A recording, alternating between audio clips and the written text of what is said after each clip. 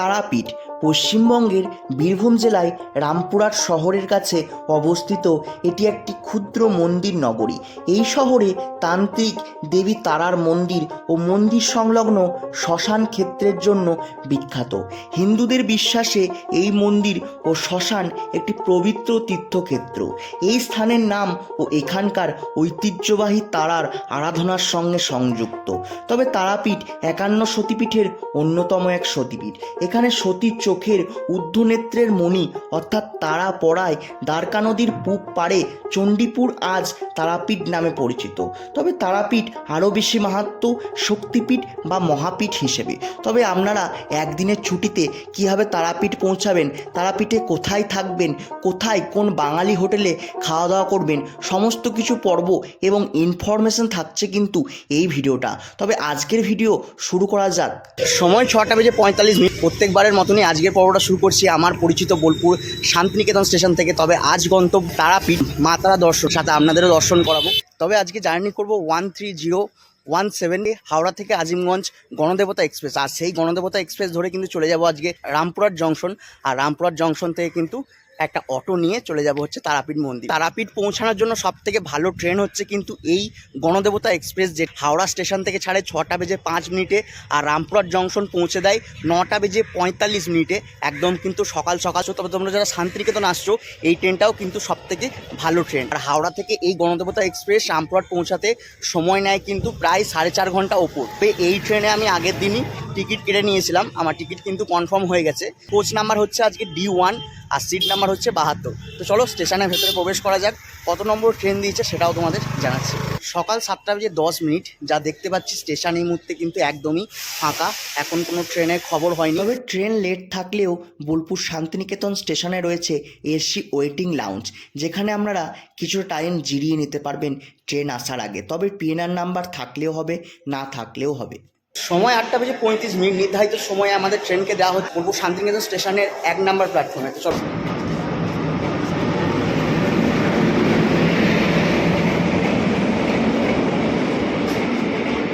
এই যে সামনে দিয়ে যাচ্ছে জেনারেল কম্পার্টমেন্টগুলো, একদম পরপর রয়েছে 3-4টে জেনারেল কম্পার্টমেন্ট।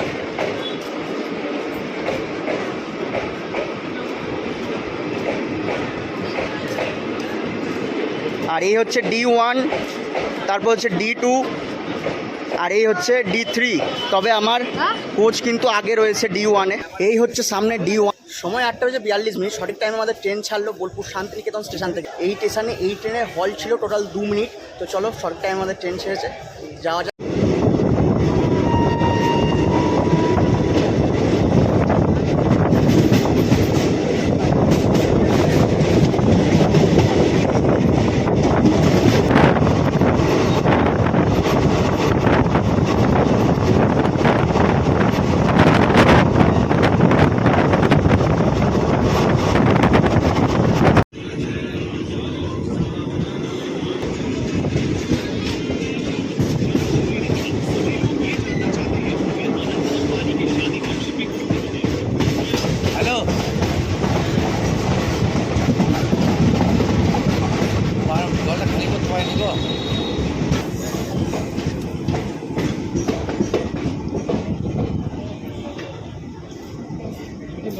সময় 8:48। এই মুহূর্তে আমাদের ট্রেন এসে পৌঁছালো প্রান্তিক স্টেশন।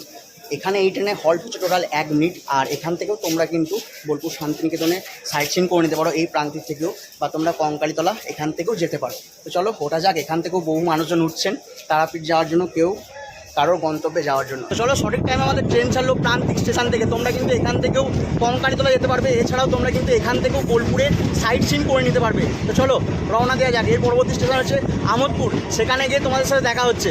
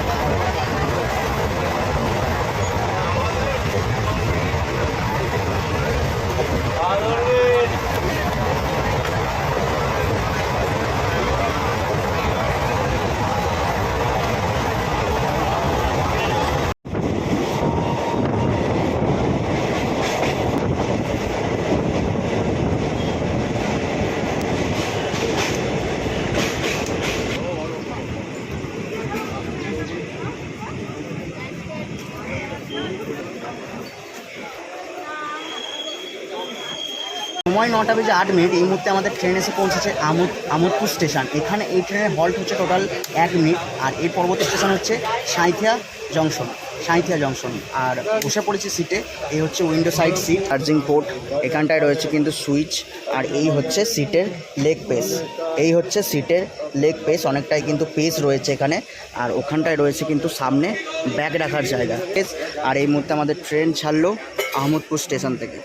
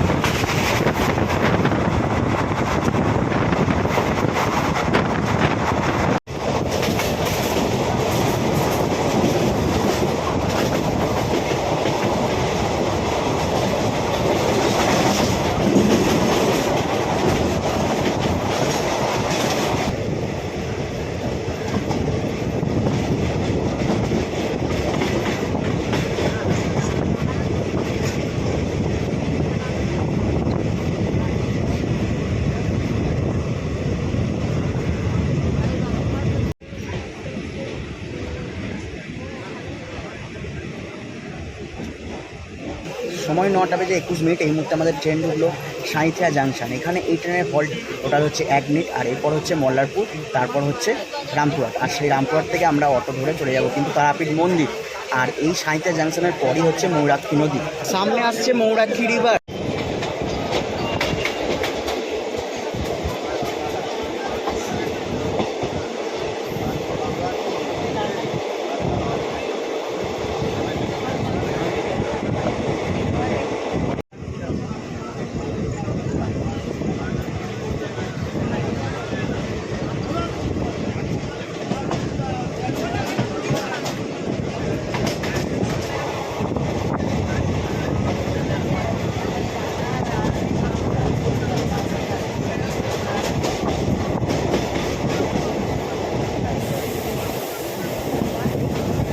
সময় 9:40। এই মুহূর্তে আমাদের ট্রেন এসে পৌঁছালো Mallarpur station.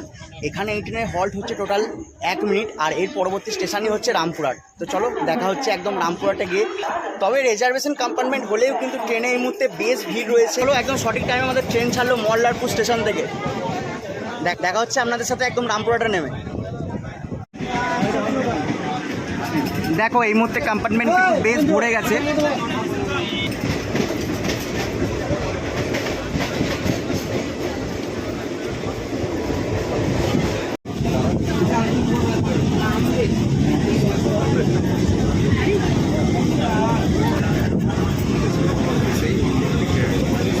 Good morning from Rampurhat junction. পৌঁছে গেলাম রামপুরহাট জাংশনে। এবার এখান থেকে বাইরে বেরোতে হবে, আর বাইরে থেকে টোটো আছে, টোটো ধরে আমাদেরকে পৌঁছাতে হবে মন্দিরে। তো চলো যাওয়া যাক। রামপুরহাট জাংশন আসতেই এই হচ্ছে মানুষের ভিড়, কেউ যাচ্ছেন মন্দিরের দিকে, কেউ যাচ্ছেন নিজের কাজে। তো চলো।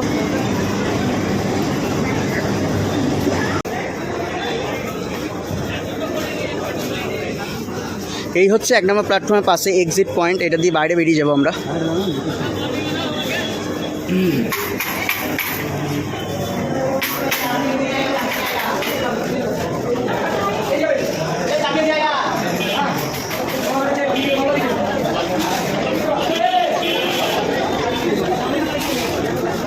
আমরা একদম স্টেশনের সামনে থেকে বেরিয়ে এলাম, আর এখানেই রয়েছে কিন্তু অটো এবং টোটো স্ট্যান্ড। এই টোটো স্ট্যান্ডে গাড়ি ধরে তোমরা কিন্তু এই সোজা একদম মন্দিরের দিকে রওনা দিতে পারো। উঠে বসলাম অটোতে, আর এখান থেকে অটো ভাড়া চাইছে ওই 40 টাকার মতো। তো চলো রওনা দেওয়া যাক মন্দিরের দিকে। 10 কিলোমিটার রাস্তা।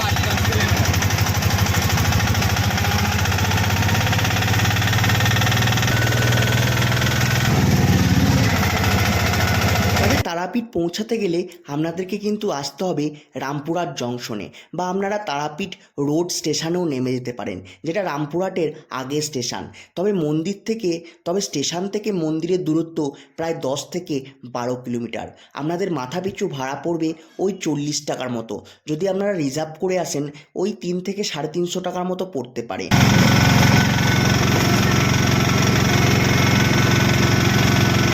তারপর সুন্দর পরিবেশের মধ্যে দিয়ে পৌঁছে যান একদম তারাপীঠ মন্দিরের সামনে, আর অটো কিন্তু আপনাদেরকে মা তারা শরণের কাছেই নামিয়ে দেবে। সময় 10:34। স্টেশন থেকে অটোতে উঠে বসলাম, যার ভাড়া পড়েছিল জনপ্রতি ওই 40 টাকার মতো। অটো আমাদেরকে নামিয়ে দিল মন্দিরের সামনে, নামিয়েছিল সামনে। আমরা চলে এলাম একদম মা তারা সরণির কাছে, আর এইদিকেই যাচ্ছে মা তারার মন্দির। তো চলো যাওয়া যাক রাস্তা পেরিয়ে।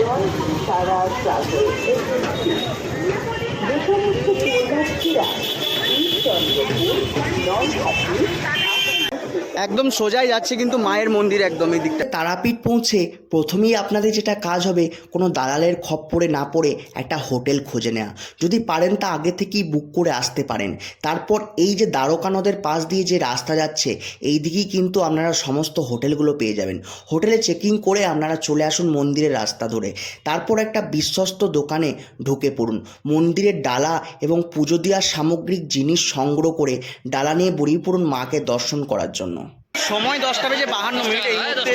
এই মুহূর্তে চলে এলাম মন্দিরের সামনে, ডালা নিয়ে নিয়েছি। তো চলো মাকে দর্শন করবো, পুজো দেবো। তো ওটা যাক। আপনারা যারা তারাপীঠ আসছেন আপনাদের কিন্তু একটা জিনিস মাথায় রাখতে হবে, আপনারা কিন্তু সকাল সকাল মাকে দর্শন করার চেষ্টা করবেন, কারণ এখানে জেনারেল লাইনে কিন্তু প্রচণ্ড ভিড় হয়ে যায়। বেশি ভালো আপনারা বিকালে দর্শন করার চেষ্টা করবেন। তারপর মন্দির ঢুকে পুজো দিয়ে মাকে দর্শন করে চাইলে আপনারা ভোগ প্রসাদ খেতে পারেন। তারপর গোটা মন্দির চত্বর ঘুরে নিতে পারেন।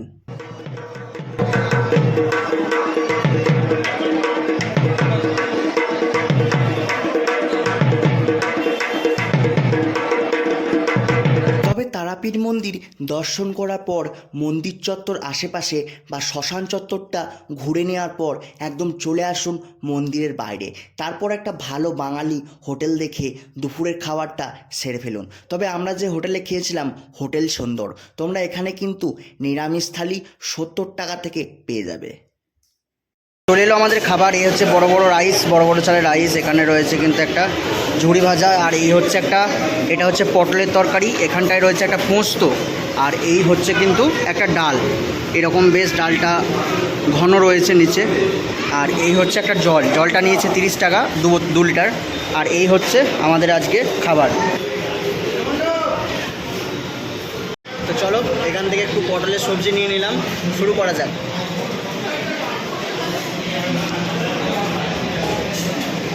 দারুণ, নিরামিষ হলেও কি খাবারের কিন্তু টেস্ট আছে।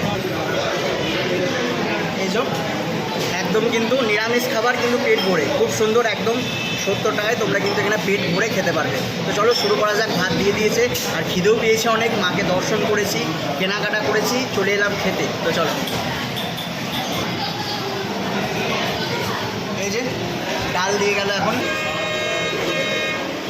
আবার শেষে চাটনি চলে এলো, দাদা পাঁপড়ও দিয়ে গিয়েছিল। তো এই যে দুটো পাঁপড়, শুরু করা যাক। খুব সুন্দর হয়েছে, জমিয়ে খাওয়া দাওয়া হয়েছে, পেট ভরে খেয়েছি। আর লাস্ট পাতে চলে এসেছে এরকম দই। তবে এই দইটা কিন্তু এই প্লেটের মধ্যে না, দইটা এক্সট্রা নিয়েছি, যেটা দাম পড়েছে হচ্ছে 20 টাকা। তো চলো শুরু করা যাক। এই হচ্ছে দই, শুরু করা যাক। দারুণ, শেষ পাতে দই না হলে কিন্তু মানায় না। তো চলো, 12:40। এই মুহূর্তে চলে এসেছি একদম মন্দিরের বাইরে বেরিয়ে এসে। খাওয়া দাওয়া কমপ্লিট হয়ে গেছে, পুজোও দিয়েছি বেশ ভালোভাবে। তার সাথে কিন্তু প্রসাদও নিয়ে নিয়েছি, প্যারাও নিয়ে নিয়েছি। একটা দোকান থেকে প্যারা নিলাম, 400 টাকা কেজি বলছিল। তো চলো 250-র মতো নিয়েছি, যেটা পড়লো। বাড়ির দিকে রওনা দেওয়া যাক। তোমরা যারা একদিনের সফরে আসবে, আবারও কিন্তু মোটামুটি 2-3টের সময় ব্যাগ চলে যেতে পারো। এখান থেকে স্টেশনে ভাড়া হচ্ছে মোটামুটি ওই 40 থেকে 50 টাকার মতো। তো চলো ওটা যাক অটোতে। এবার রওনা দেবো স্টেশনের দিকে। তো আজকের ভিডিও যদি ভালো লেগে থাকে অবশ্যই চ্যানেলটা সাবস্ক্রাইব করে পাশে থাকবেন। তো চলো দেখা হচ্ছে নেক্সট ব্লগে, next journey. Tata, bye bye.